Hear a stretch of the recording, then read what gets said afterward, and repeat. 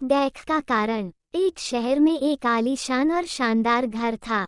वह शहर का सबसे खूबसूरत घर माना जाता था। लोग उसे देखते तो तारीफ किए बिना नहीं रह पाते। एक बार घर का मालिक किसी काम से कुछ दिनों के लिए शहर से बाहर चला गया। कुछ दिनों बाद जब वह वापस लौटा तो देखा कि उसके मकान से धुआं उठ रहा है। करीब जाने पर उसे घर से आग की लपटें उठती हुई दिखाई पड़ी। उसका खूबसूरत घर जल रहा था। वहां तमाशाबीनों की भीड़ जमा थी जो उस घर के जलने का तमाशा देख रही थी।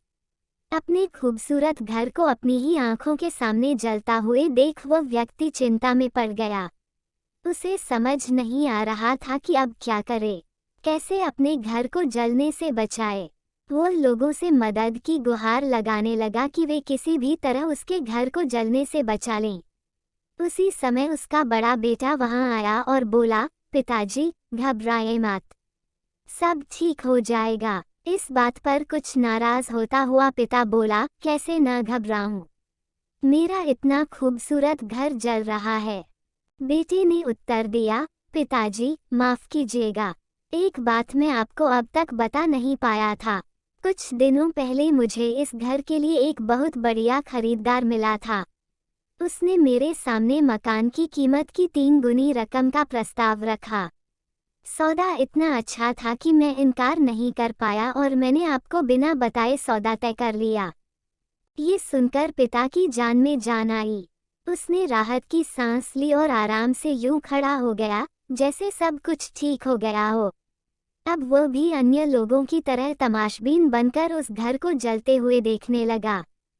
तभी उसका दूसरा बेटा आया और बोला, पिताजी हमारा घर जल रहा है और आप हैं कि बड़े आराम से यहाँ खड़े होकर इसे जलता हुआ देख रहे हैं। आप कुछ करते क्यों नहीं? बेटा चिंता की बात नहीं है, तुम्हारे बड़े भाई ने ये घर बहुत अच्छे दाम पर बेच दिया है। अब ये हमारा नहीं रहा, इसलिए अब कोई फर्क नहीं पड़ता। पिता बोला, पिताजी भैया ने सौदा तो कर दिया था, लेकिन अब तक सौदा पक्का नहीं हुआ है। अभी हमें पैसे भी नहीं मिले हैं।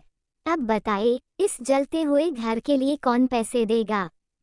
ये सुनकर पिता फिर से चिंतित हो गया और सोचने लगा कि कैसे आग की लपटों पर काबू पाया जाए।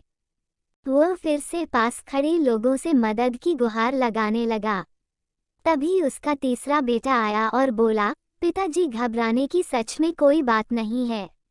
मैं अभी उस आदमी से मिलकर आ रहा हूँ जिससे बड़े भाई ने मकान का सौदा किया था। उसने कहा है कि मैं अपनी जुबान का पक्का हूँ।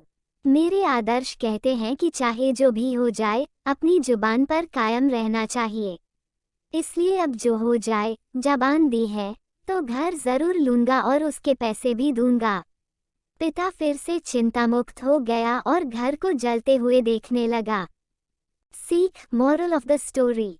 मित्रों, एक ही परिस्थिति में व्यक्ति का व्यवहार भिन्न भिन्न हो सकता है और यह व्यवहार उसकी सोच के कारण होता है। उदाहरण के लिए जलते हुए घर के मालिक को ही लीजिए। घर तो वही था जो जल रहा था, लेकिन उसके मालिक की सोच में कई बार परिवर्तन आया और उस सोच के साथ उसका व्यवहार भी बदलता गया। असल में जब हम किसी चीज से जुड़ जाते हैं तो उसके छिन जाने पर या दूर जाने पर हमें डर होता है। लेकिन यदि हम किसी चीज को खुद से अलग कर देखते हैं तो एक अलग सी आज़ादी महसूस करते हैं और दुख हमें छूता तक नहीं है। इसलिए दुखी होना और ना होना पुनर्तः हमारी सोच और मानसिकता माइंडसेट पर निर्भर करता है। सोच पर नियंत्रण रखकर या उसे सही दिशा देकर हम बहुत से दुखों और परेशानियों से न सिर्फ बच सकते हैं बल्कि जीवन में नई ऊंचाइयां भी प्राप्त कर सकते हैं। आपको हमारी यह कहानी कैसी लगी? कमेंट करके जरूर बताएं। वीडियो को लाइक करें, शेयर करें और चैनल को सब्सक्राइब करें।